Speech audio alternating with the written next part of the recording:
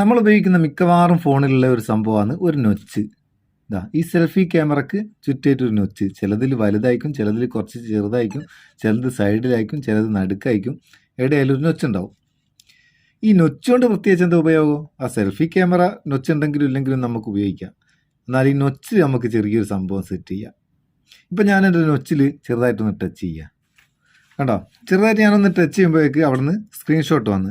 അതുമാത്രമല്ല, നമുക്ക് camera open ചെയ്യാൻ, പവർ ബട്ടൺ മെനു ഓപ്പൺ ചെയ്യാൻ, അങ്ങനെ എന്തെങ്കിലും ഉപകാരമുള്ള ഒരു സംഭവം ഈ നൊച്ചിൽ സെറ്റ് ചെയ്യാം. അടിപൊളി. ഞാനിപ്പോൾ സ്ക്രീൻഷോട്ടാണ് സെറ്റ് ചെയ്ത്. ഇതെങ്ങനെ സെറ്റ് ചെയ്യുക? അതിന് ടച്ച് ദി നൊച്ച് എന്ന് പറയുന്ന ഒരു ആപ്ലിക്കേഷൻ ഇൻസ്റ്റാൾ ചെയ്യുക. ലിങ്ക് ഡിസ്ക്രിപ്ഷനിലുണ്ട്. അവിടെ നിന്ന് ഇൻസ്റ്റാൾ ചെയ്തിട്ട് ഓപ്പൺ ചെയ്താൽ ആവശ്യമുള്ള പെർമിഷൻ ഒക്കെ കൊടുത്ത് ഉള്ളിൽ പോയി കഴിഞ്ഞാൽ ഇങ്ങനെ സംഭവം വരും. ഇവിടെ സിംഗിൾ ടച്ച് മാത്രമാണ് നമുക്ക് ഫ്രീ ആയിട്ട് ഉപയോഗിക്കാനാകുക. ബാക്കിയൊക്കെ കുറേ ഓപ്ഷൻ ഉണ്ട്. എടുക്കണമെങ്കിൽ പ്രീമിയം എടുക്കണം. അപ്പം പ്രീമിയം എടുക്കേണ്ട നമുക്ക് ഈ സിംഗിൾ ടച്ച് മതി. ഈ സിംഗിൾ ടച്ച് ഓപ്പൺ ചെയ്തിട്ട് അതിൽ ഇഷ്ടംപോലെ സംഭവങ്ങളുണ്ട്.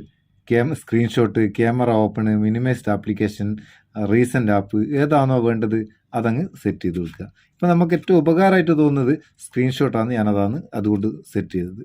ഇത്രയും ചെയ്താൽ മതി. നമുക്ക് സിമ്പിളായിട്ട് ഈ നൊച്ച് ഇങ്ങനൊരു രീതിയിൽ ഉപയോഗിക്കാം.